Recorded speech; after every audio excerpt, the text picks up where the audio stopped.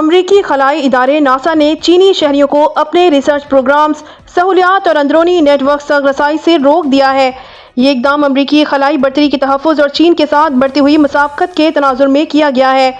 امریکی اخبار epic Times کے مطابق 5 ستمبر کو ان چینی شہریوں کو مطلع کیا گیا جو ٹھیکیداروں یا محققین کے طور پر ناسا کے مختلف منصوبوں میں شامل تھے۔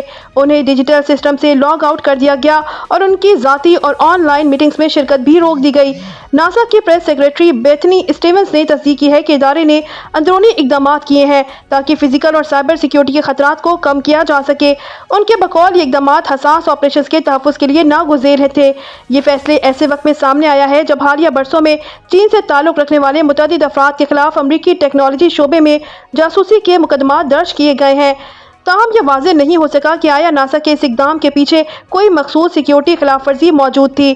ادارے کے قائم مقام ایڈمنسٹریٹر شان ڈفی نے ایک بیان میں کہا ہے کہ امریکہ کو دوسری خلائی دوڑ میں قیادت کرنی ہے۔ ان کے مطابق چین کا چاند پر اترنے کا منصوبہ دفاعی مقاصد کے تحت ہے، نہ کہ پرامن سائنسی تحقیق کے لیے۔ امریکی دفاعی حکام بھی اس حوالے سے خدشات ظاہر کر چکے ہیں۔ اسپیس فورس کے سربراہ جنرل بی چانس سالٹرمین نے کہا ہے کہ بیجنگ کا خلائی پروگرام براہ راست اس کی عسکری حکمت عملی سے جڑا ہوا ہے۔ حال ہی میں چین نے لانگ مارچ 10 راکٹ کا کامیاب تجربہ کیا ہے اور اس دہائی کے اختتام تک اپنے خلابازوں کو چاند پر اتارنے کا ہدف رکھا ہے۔